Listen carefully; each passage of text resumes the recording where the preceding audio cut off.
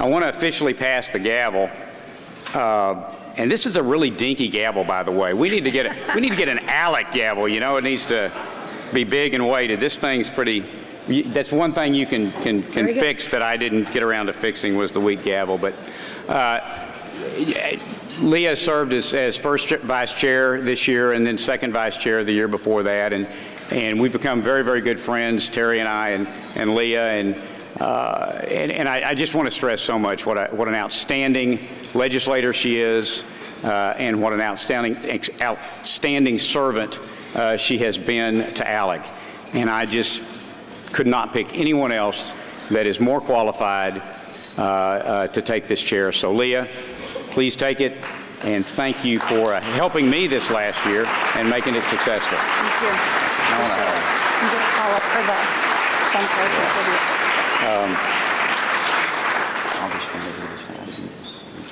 You're going to ask about it. Dr. Carson, I hate to get you up here early, but we just decided it'd be a great time for a photo. We're going to take advantage of you in every way we can. And it's the photo of our former chairman.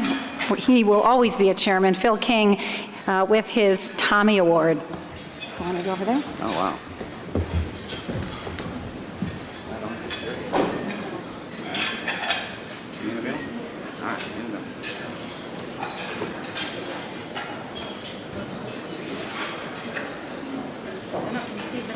Yeah, we need to get the Tommy.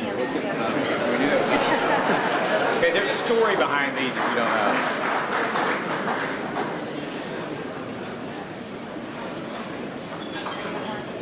One more?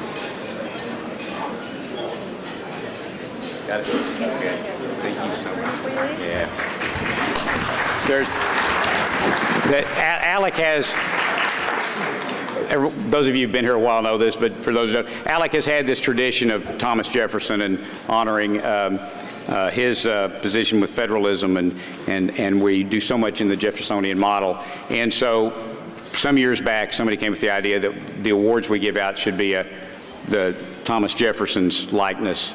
And the one's way too big; it's gigantic. But anyway, the staff calls them the Tommy head. So we at the exchange of chairmen, or when we do people who get National Legislator of the Year, they always get the Tommy head. So have to excuse the joke. But thank you, and thank you so much again for giving me the honor of getting to be national chair. It's been a lot of fun, and it's something that Terry and I. Terry, where are you at? My wife. Would you please stand? Would you all just thank Terry, because she has put up with so much this year, and she's been a partner in ALEC and done so much work. So thank you, and thank you for the privilege of being chairman. Thank you, sir.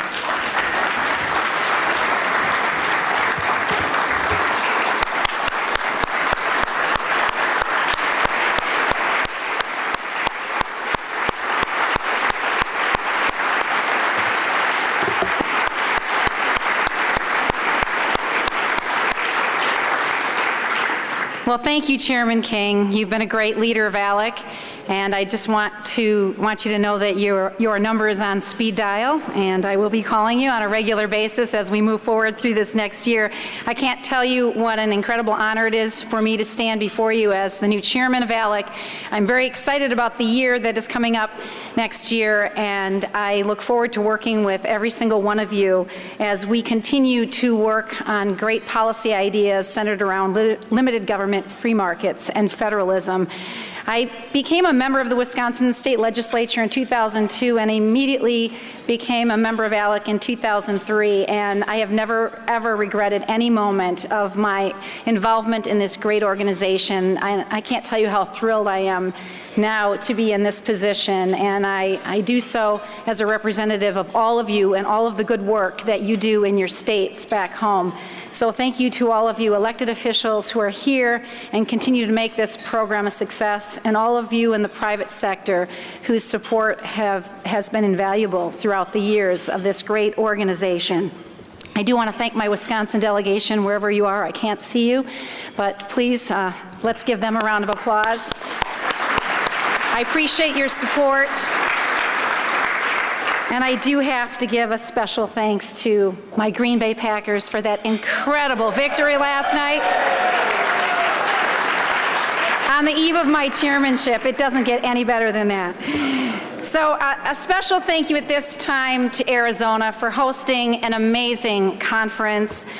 The state delegation, you've been just amazing hosts, and if the delegation could please stand up so that we could recognize you. Arizona. Is Arizona in the house? There we go.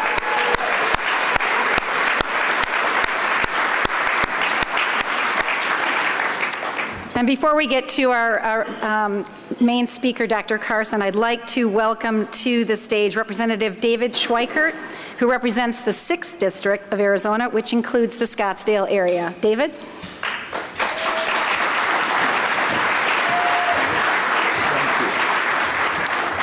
One of the great joys of representing this community is, I get to be the ultimate Walmart greeter. Welcome to Arizona. And the terrifying thing, we were back here teasing about this. I was part of ALEC 25 years ago. I know I don't look that old. And the statues were a lot smaller back then. If you have a moment, grab some of our Arizona state legislators and even some of our local.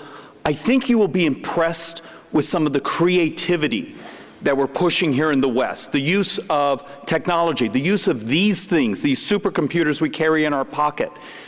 We in Congress desperately need you at the state and local level because we are void of creativity. I believe we are void of the ability to experiment. You, at the state and local level, I honestly believe you're the ones that saved this country. And we desperately need your creativity to keep pushing that envelope for what the future looks like. Thank you. Thank you for being here in Arizona.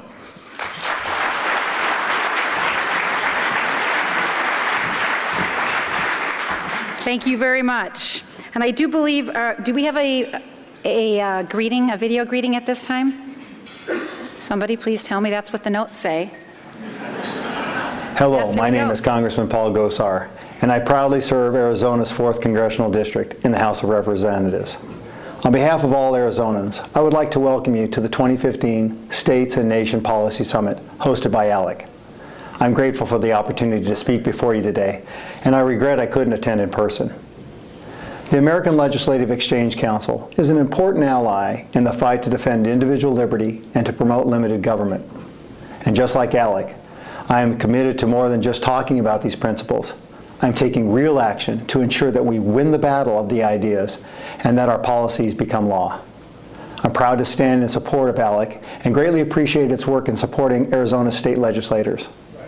Since President Obama has taken office, we have seen an unprecedented amount of executive overreach and lawlessness stem from Washington, D.C. The American people have made it clear that they are fed up with the status quo, and I have pledged myself to being their advocate. That's why in the 113th Congress, with hard work and a little bit of luck, I was the most effective member in Congress, passing more bills and legislation initiatives into law than anyone else.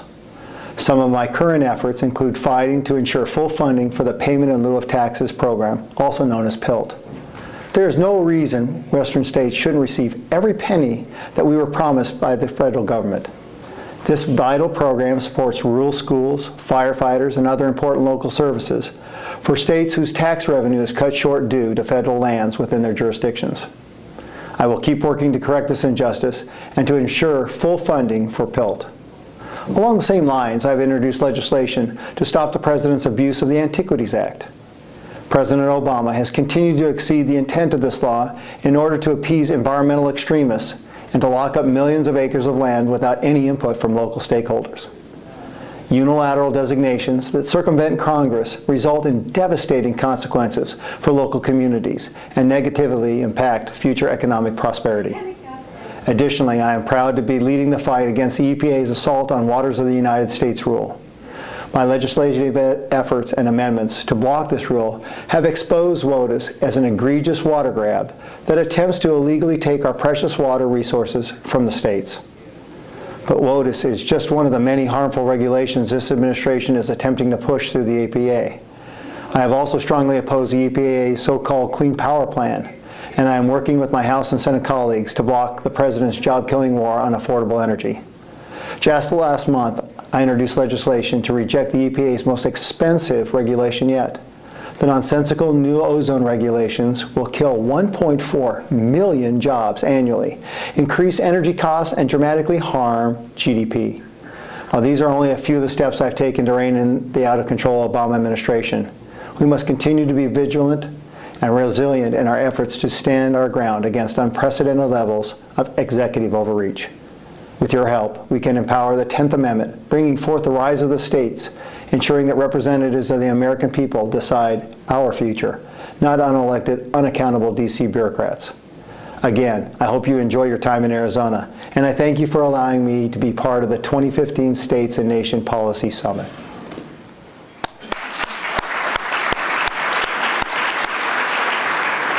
Okay, well, now the moment that you all have really been waiting for, and that is to meet a true example of an American dream come true right before our eyes here and right with us here in Arizona. Dr. Ben Carson became Chief of Pediatric Neurosurgery at Johns Hopkins Hospital in 1984 at the age of 33, making him the youngest major division director in the hospital's history. His accomplishments have earned him a place in medical history. In fact, long before his arrival on the political scene, I was very much a fan of his as a young nurse, watching him perform one of the first surgeries to separate conjoined twins. And you were a hero to all of us as we watched your surgery back in 1987. Dr. Carson and his wife are co-founders of Carson Scholars Fund, which recognizes young people of all backgrounds for exceptional academic and humanitarian accomplishments. The fund operates in all 50 states and the district and has awarded more than $6.7 million to more than 6,700 scholars. Please join me in welcoming presidential candidate Dr. Ben Carson.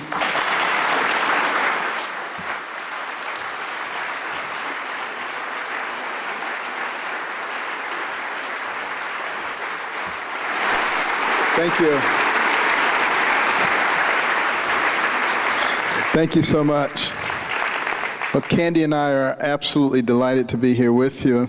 And let me just thank all the members of ALEC who have made personal sacrifices in order to serve their fellow man. You know, America is a place of dreams.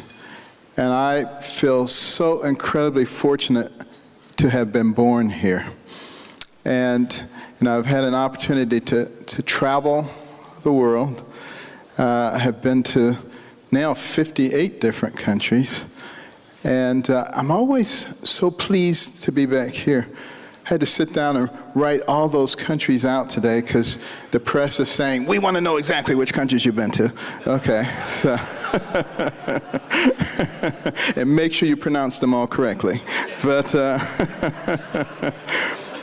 But you know, how fortunate we are to be in this land. And for me, that dream was to be a doctor.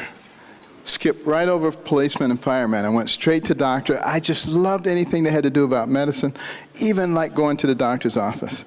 And I would gladly sacrifice a shot just so I could smell the alcohol swabs. You know, it was just wonderful. But you know, there were obviously obstacles along the way, without question. But you can get through those things. And you know, my mother, who had very little in the way of education, came from an incredibly difficult background. She recognized that education was the great divide, and that it really didn't matter what your ethnic background was or your economic background was. If you availed yourself of a good education, you would be able to be successful. You would be able to write your own ticket in life. And, you know, even with that knowledge, we still had a very difficult time. You know, my parents got divorced. We ended up moving from Detroit to Boston, living with my mother's older sister and brother-in-law in a typical tenement, large multifamily dwelling, boarded up windows and doors, sirens, gangs, a lot of violence. I remember my older cousins sometimes coming home just with all kinds of indications of fights, sometimes, getting beaten by police. I mean, it was terrible. Now, having said that, I will say that they were engaged in wrongful activities. So it wasn't like the police were seeking them out to beat them. I'm a big fan of police, I got to tell you, having grown up.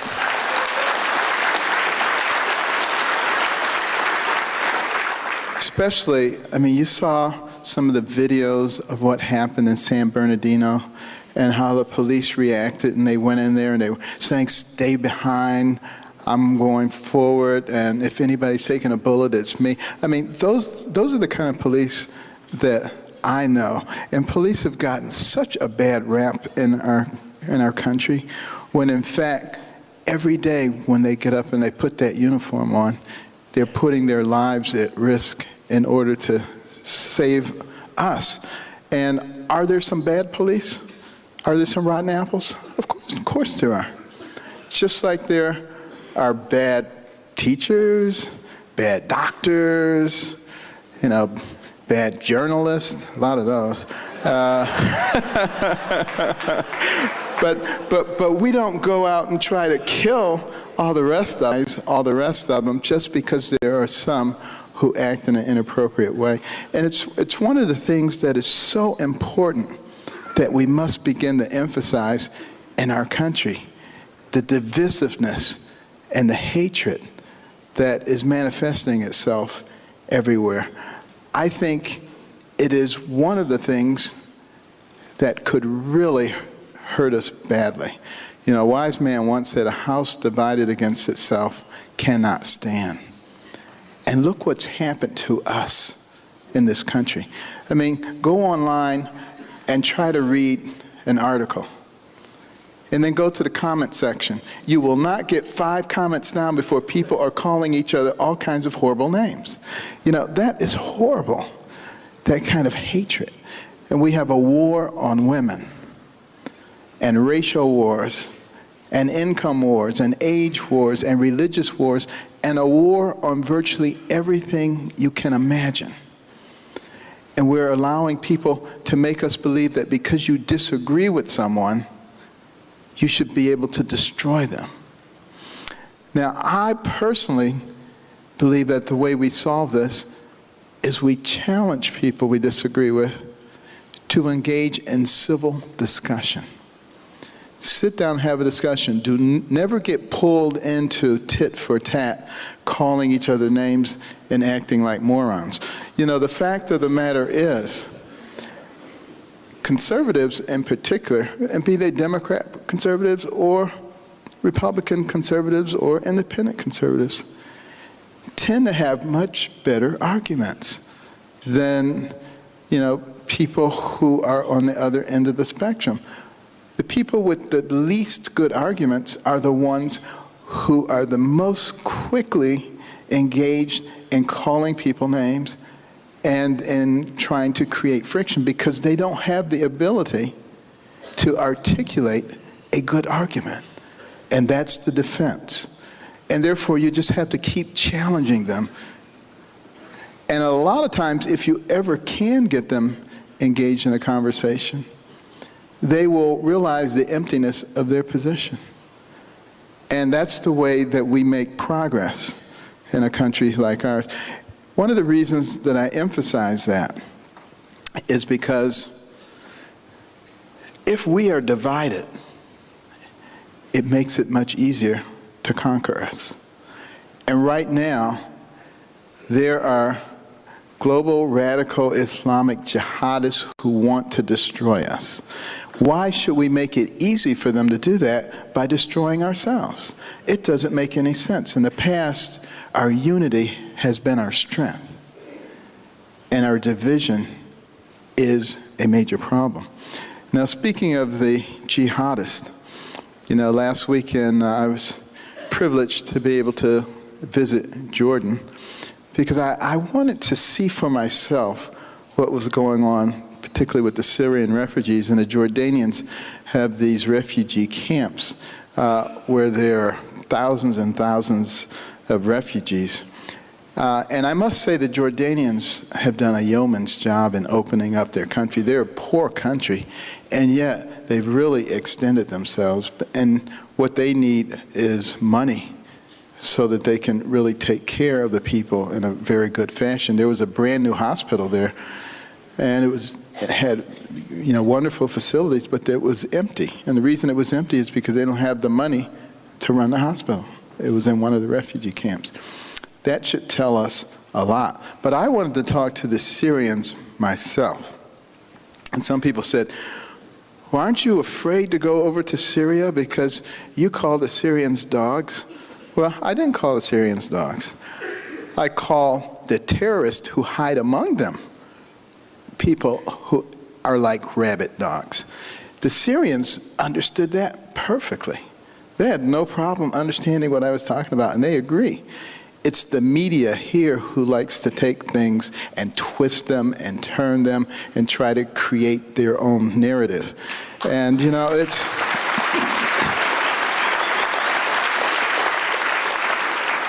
It really is kind of a shame, because the reason that the media is the only business that is protected by our Constitution is because they were supposed to be honest, and they were supposed to be on the side of the people, and they were supposed to be able to objectively help the people to understand what was going on, no matter what side it was coming from. But when they pick and choose sides, they distort the system, and I think are contributing greatly to the decline of this nation.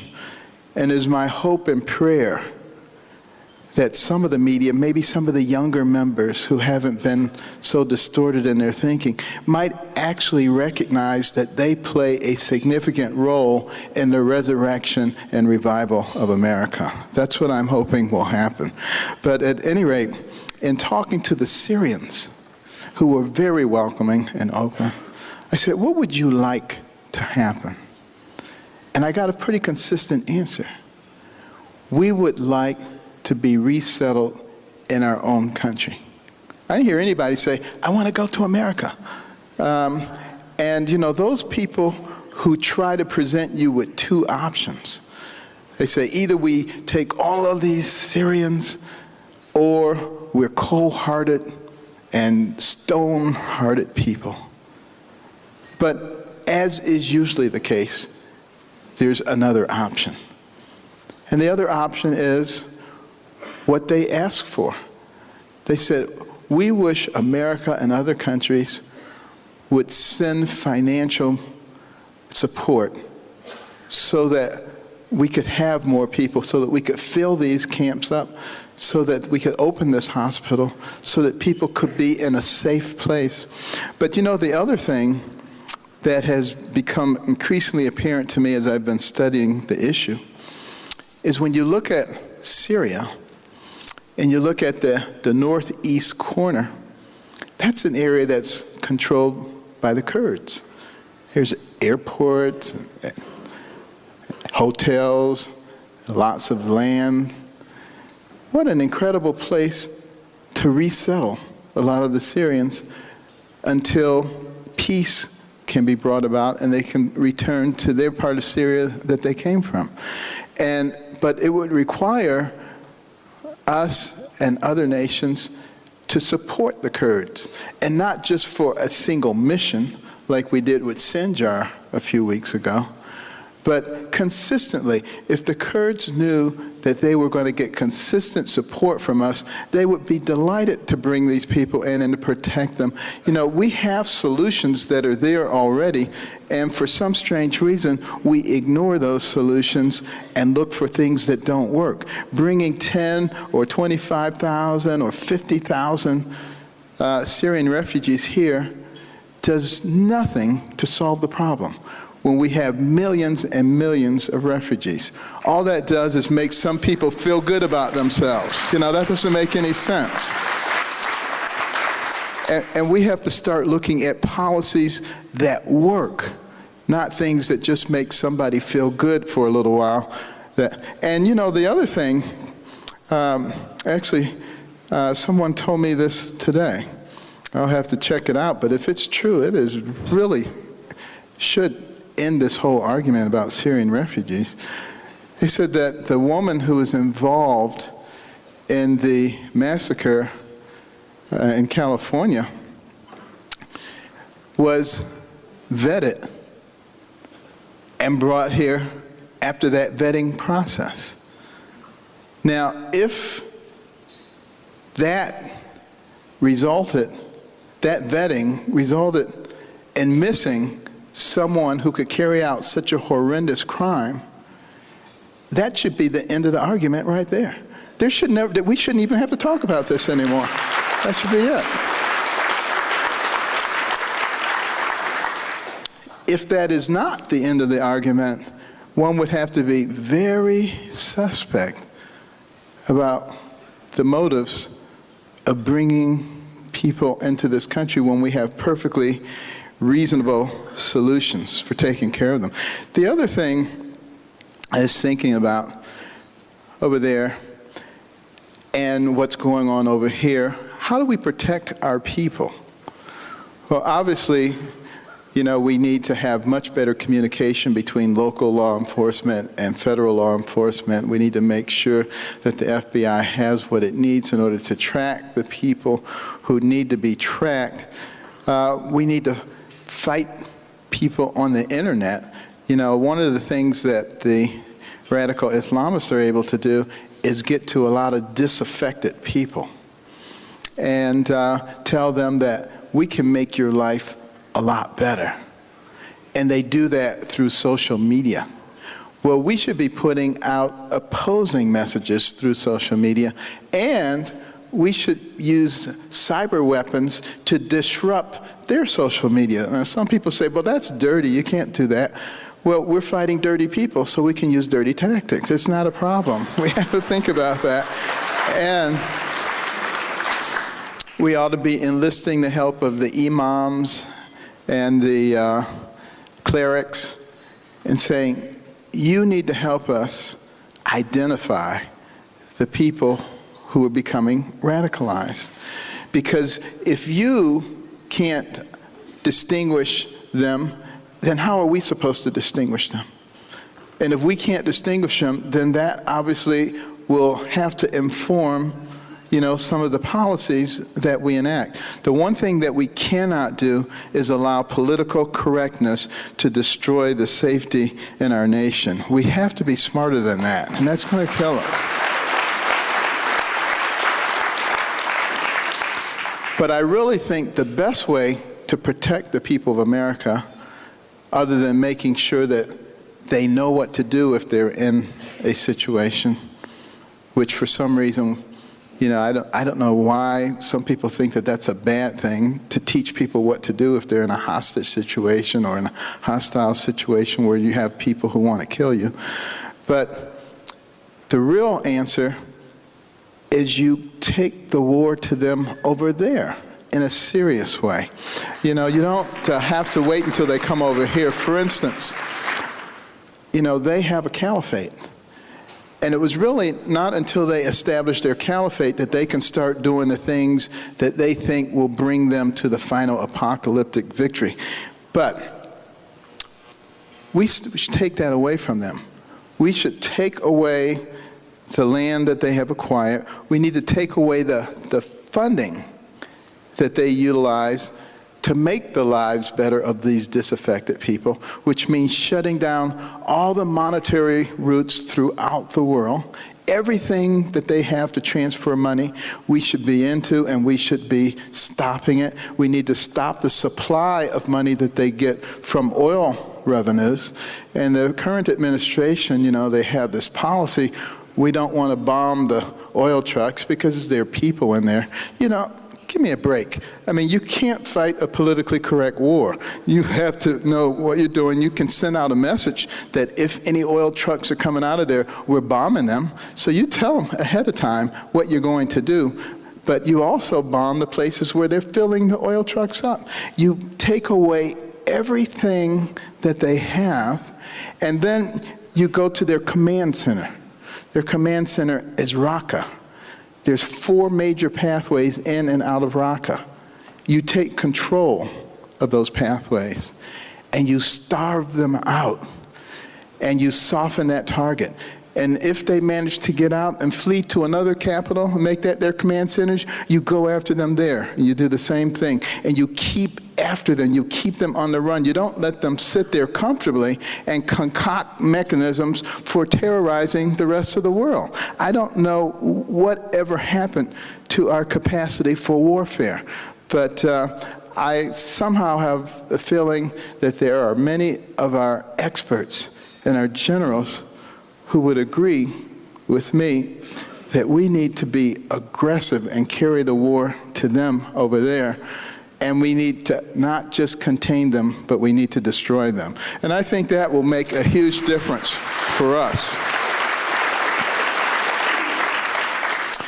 You know, the other thing of interest, you know, I was talking about, you know, my cousins and sometimes being beaten, even sometimes by police officers, even though they probably deserved it. But I will say this, there are some anomalies in our criminal justice system that do not work for everybody in our society. For instance, there are a lot of people who have minimum wage jobs. And, you know, it's really hard for them to even get that job. And it's very hard for them to get time off. But now they get a moving violation. And that moving violation is like $170. But they don't have $170 that they can just shell out. So they kind of hope maybe it will just pass, and they don't pay it, and they don't go to court. And the next thing you know, there's an arrest warrant, and then they get put in jail, and then they lose their job because of that, and then there are more fines, and it's just sort of a snowballing effect. This is the kind of thing that happens every day in our country. What we need to be thinking about is, do we have a mechanism so that that person can pay that $170 fine, $5 a week, because that's all they can afford until they pay it off. This is the kind of sensitivity that needs to be injected into our system. And when we start doing that, it will make a huge difference. We need to equalize penalties, and we need to be fair. I think that is really the key. And I think everybody should be concerned about all of the individuals in our society. This is absolutely a crucial point that I'm about to make here. We only have 330 million people. China has 1.4 billion. India has over 1 billion. And we have to compete with them on a global scale. That means we need to develop all of our people. We can't afford to waste any of them. And that means we are going to have to work very hard on our educational systems. You know, you look at the statistics, and they show you that homeschoolers do the best, private schoolers next best, charter schoolers next best, and public schoolers least best. I think we need to have a system that provides school choice for everybody in America.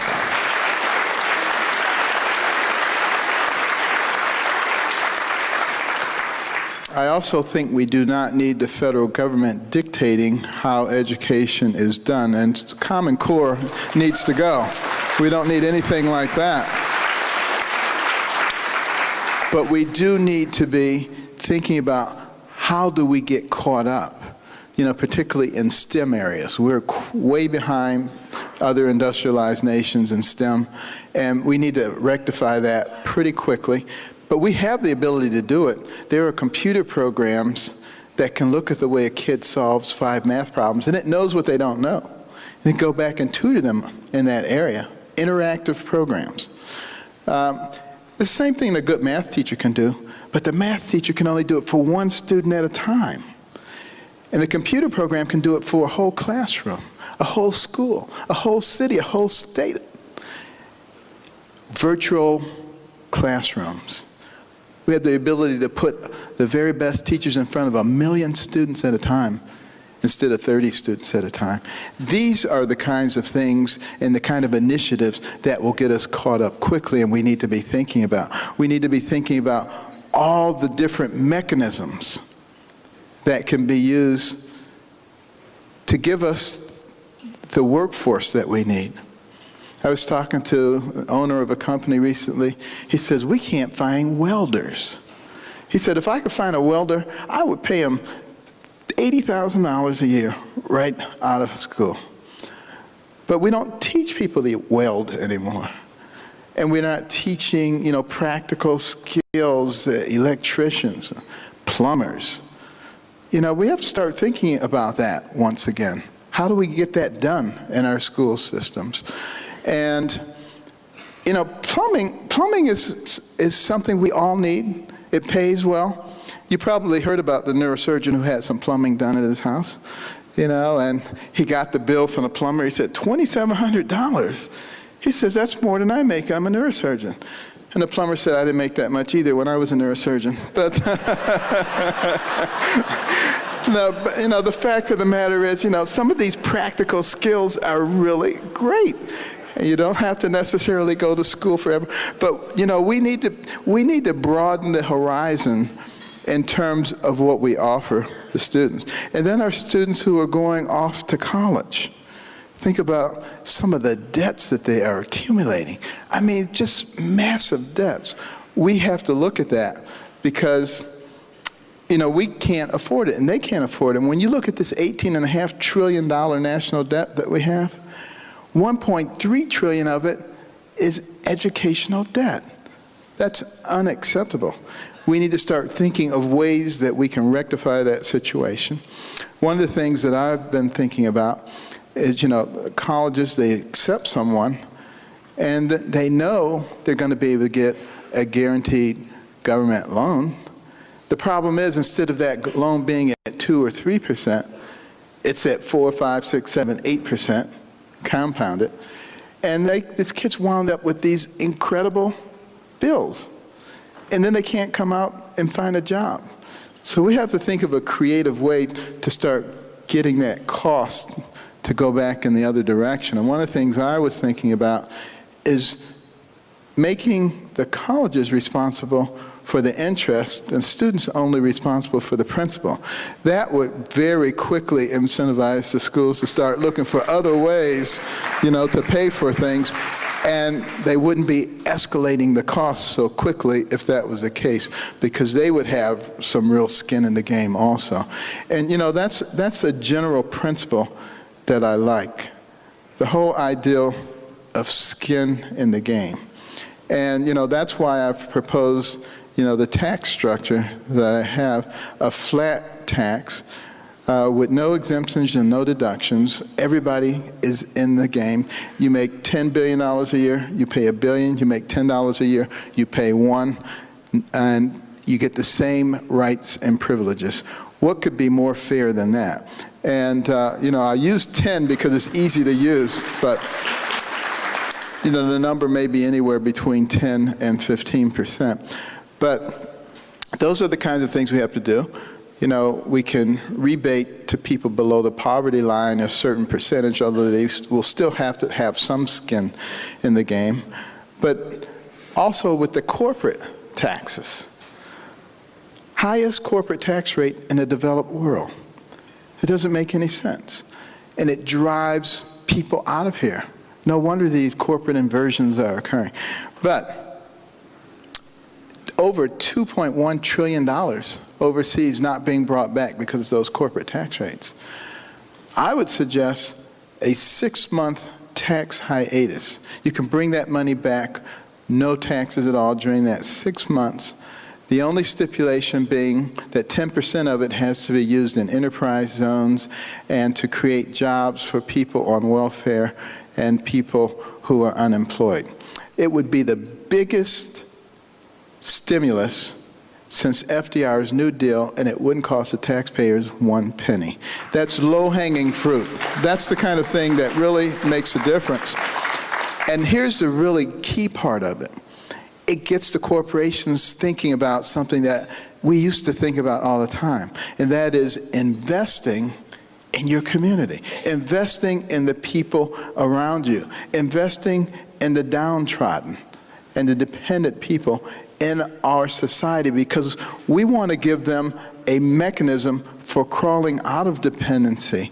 And what has happened is the government took over that job. It started really with Wilson in the 20s, and it metastasized. By the time we got to LBJ in the 60s, the War on Poverty, the Great Society programs, we were really in trouble. We were going to end poverty. What happened? Here we are, $19 trillion later, 10 times more people on food stamps, more poverty, broken homes, out-of-wedlock birth, welfare, crime, incarceration. Everything is not only worse, it's much worse. And that's because, quite frankly, it is not the government's responsibility. It is our responsibility to take care of people. And interestingly enough, we just need to get the government to read the Constitution. It's actually a very good document. It was put together by very good people. And I think maybe some of them did read it, but they maybe misinterpreted it in the preamble, where it says one of the government's responsibility is to promote the general welfare, and they think that means to put everybody on welfare, but that's not what it means.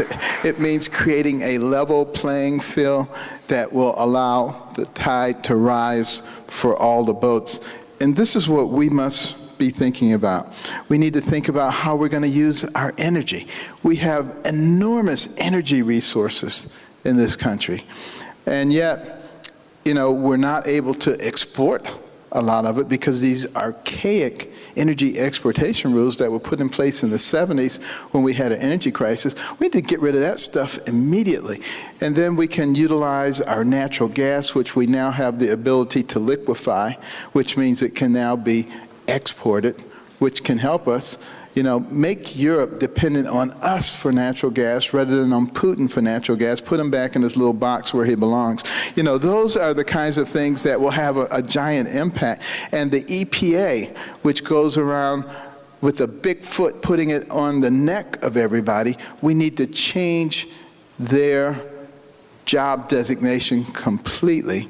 Instead of terrorizing people, we need to have an EPA that works with business, industry, academia to find the cleanest, most environmentally friendly ways to exploit our tremendous energy resources. And there's a whole bunch of other government agencies that need to be retitled.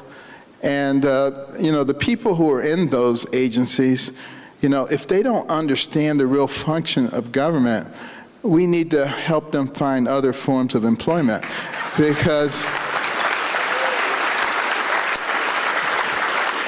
you know, there's 4.1 million federal employees. That is way too many federal employees. There's 645 government agencies and sub-agencies, and it's continuing to metastasize. We don't need all of that. And we need to start thinking about how the thing was set up in the first place, because it worked so well. I mean, think about this. We declared our independence in 1776, and in less than 100 years, we're the #1 economic power in the world. Now think about that. It's because we created an atmosphere that encouraged entrepreneurial risk-taking and capital investment. Those are the drivers of the most dynamic economic engine that the world has ever known. But now it doesn't work because we have encircled that engine with all kinds of fetters in terms of regulations. You know, it used to be just a regulatory creep. Now it's a regulatory gallop. We've got regulations in every aspect of our lives. The government is not supposed to be in every aspect of our lives. And it's time that we kick them out. And think about, here is the real problem with all these regulations. And you'll never get, you know, Bernie Sanders or someone like that to tell you this. Every single regulation costs money. in terms of goods and services. And you want to talk about a regressive tax. Everybody has to pay the same level.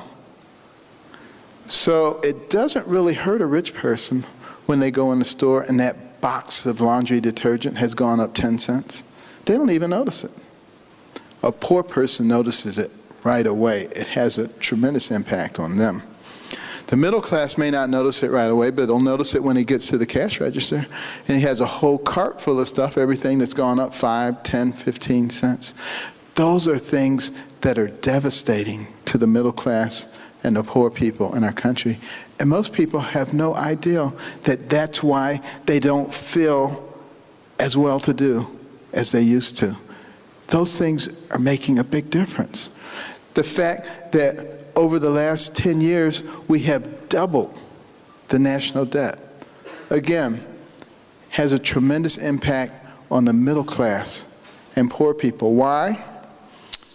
Because it's very difficult for the central bank to raise interest rates when you have that level of debt, because the debt service is so high.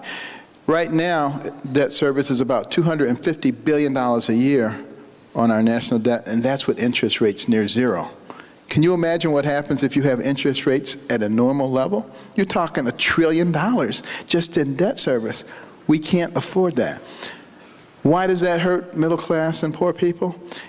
Because they can't make any money. It used to be the plumber would go down or the butcher would go down every Friday and put 5% of his check in a savings account and watch it grow over 10, 20, 30 years. He was ready to retire. He had a nice nest egg. It was part of the American dream. That part of the American dream is gone. And the only people who can make any money are people who have risk tolerance, who can take that money and put it in the stock market. And that tends to be upper income people. It drives the income disparity. That's the real reason that you're having problems, because of these asinine policies that we have. And these things are incredibly detrimental. From 1850 to 2000, we grew at a rapid pace. And since that time, we've grown at an anemic pace. And most economists will tell you it's because of this horrible debt-to-income ratio. Our GDP to debt ratio in 2001 was 57%. Today, it's 103%. This fiscal period, our GDP will be less than our national debt. You have to go back to World War II to find those kinds of circumstances. And we're not doing anything about it. It's like, oh, just let it go. But many economists will tell you once that debt to GDP ratio reaches 90%, you get sluggishness. And that's why we have this new economy. And we don't have to have it. We need to drive that debt down. We need to have fiscal policies that make sense. We need a balanced budget amendment. We need term limits. We need a whole bunch of things that make absolutely perfectly good sense, and the things that we can do. But it's up to each one of us. Because it was this guy right here, Thomas Jefferson. This man was a genius. He really was.